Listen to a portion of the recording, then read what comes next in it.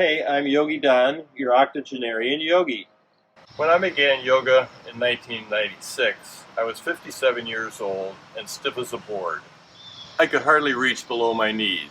In these videos, I'll share what I've learned over the years about yoga's ethics, its philosophy, its poses, its breath work, and meditation. It's helped me and many others, and I know it can help you too. I hope you'll subscribe and share these videos. Okay, so let's get started. May we be protected together, may we be nourished together, may we create strength together, may our work together bring fulfillment, and may there be no disharmony among us. Om Shanti, Shanti, Shanti. Peace, peace, peace. My apologies for the amateurish nature of this and subsequent videos, but I'm almost 82 and I'm new to this sort of thing. I'd like to use this first video as a way of giving you some background into my yoga practice and why I think yoga can benefit us all. I took my first yoga class when I was 57. It happened at a workshop.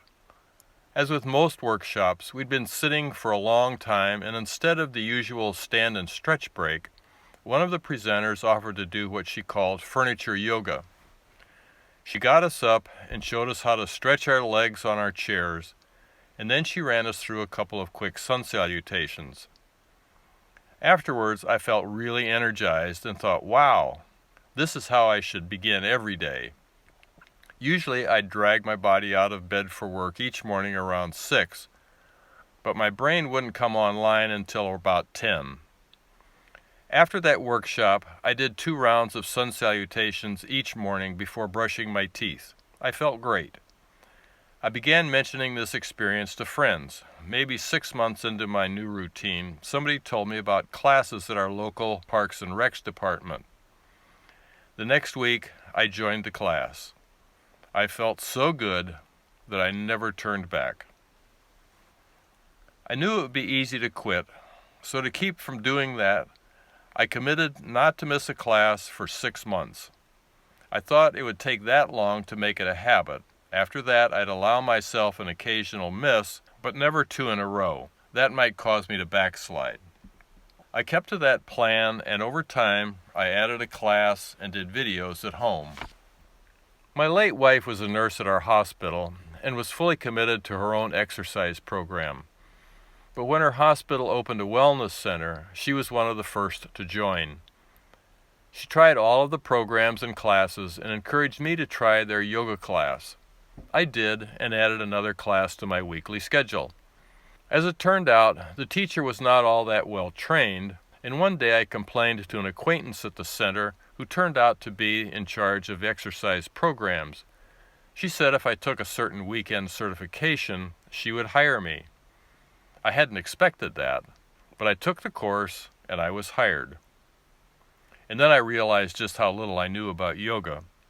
Not wanting to embarrass myself, I bought books and watched videos to supplement my lack of formal yoga training. About a year after I started teaching at the Wellness Center, a yoga friend was moving away. She'd been teaching a weekly yoga class in a residential program for high schoolers who had been kicked out of school. Most were boys, and she and the administration thought a male yoga teacher might be a good experience. In one of my weekly classes with these kids, my ego got the best of me. I was showing off how deeply I could get into a pose when I felt this electric-like stab in my lower back. My daughter and I had planned a trip to New York for a Yoga Journal-sponsored series of workshops in a couple of months, and I didn't want anything to interfere with that. So for the next several weeks, I was very careful. By the time our yoga trip happened, things were back to normal, and I did the workshops without any problems. While in New York, I confided to my daughter that if it weren't for my age, 64, I'd like to do a full-fledged yoga teacher training program. Her response was simple: if that's what you want, you should do it. The next spring, I applied to a 200-hour yoga teacher training program that would begin in a couple of months. 2 weeks before the training, I was doing the same yoga pose I'd done with the high schoolers, and I got the same stab in my lower back. This time I wasn't so lucky, however. I'd herniated a disc and had to cancel the training program. I avoided surgery, worked with my doctor to rehab, and returned to work in yoga about 4 months later. The following spring, I applied to the same teacher training program. On a driving trip a few weeks before the course was to begin, something happened and I couldn't stand upright. That disc had spontaneously ruptured again. I immediately scheduled surgery on my back, and after surgery, I used the enforced idleness to take John Kabat-Zinn's 8-week mindfulness-based stress reduction program to learn more about how yoga, breath, and meditation can work together to control stress and anxiety.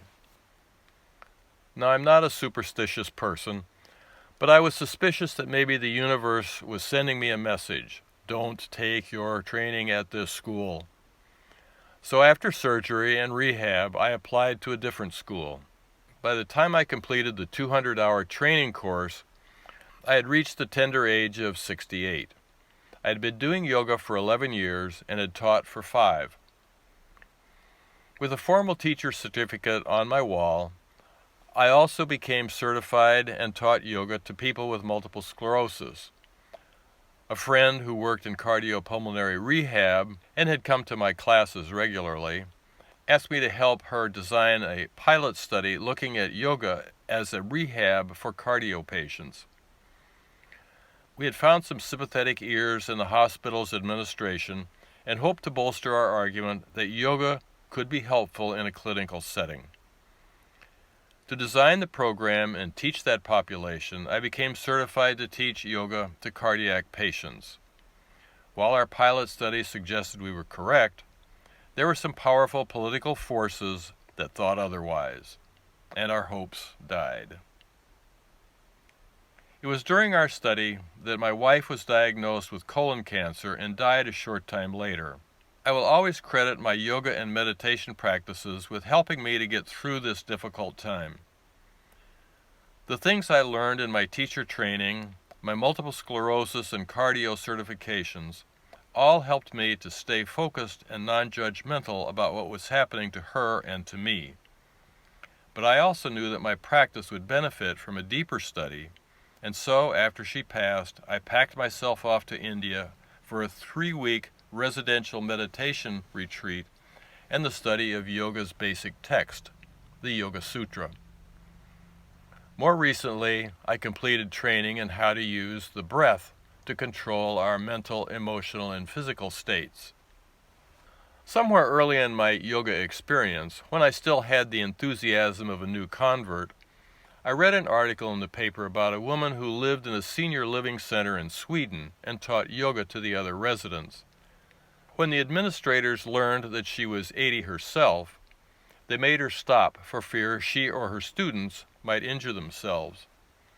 In any case, I thought I'd like to still be teaching when I'm 80, and here I am, ready to turn 82 in just a few weeks. Before the pandemic, I taught a couple of classes a week at the Wellness Center and one at the hospital's Cancer Center, but COVID-19 changed all that. Now I teach a couple of classes a week to my neighbors on our deck and teach a class in the park for our yoga cooperative. Weekly, I record an hour video that gets posted to the Wellness Center's Facebook page that they continue to maintain. About 10 years ago, I started a small meditation group that continues to meet via Zoom. My yoga and meditation practice are important to me in these stressful times. Yoga has a lot to offer, and I'm not just talking about the poses. Just as important is yoga's mental and emotional component. It works for me, it has for others, and so I offer it to you through this YouTube channel, amateurish though it may be. In the meantime, I've set a new goal, to be teaching yoga when I'm 90, maybe even when I hit the century mark. Who knows?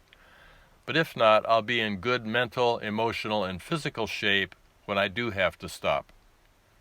I hope you'll join me on this journey. Thanks. May our bodies be strong, relaxed, and healthy. May our minds be calm, clear, and serene. May our hearts be filled with loving kindness, and may we live our lives in harmony with our true inner selves. May we be friendly toward the joyful, compassionate toward the suffering. May we celebrate the good in others and remain impartial to their faults and imperfections. Om Shanti, Shanti, Shanti. Peace, peace, peace. With our hands in prayer at our hearts, we bow to each other. Namaste. Thank you for being here. I hope you'll subscribe and share these videos.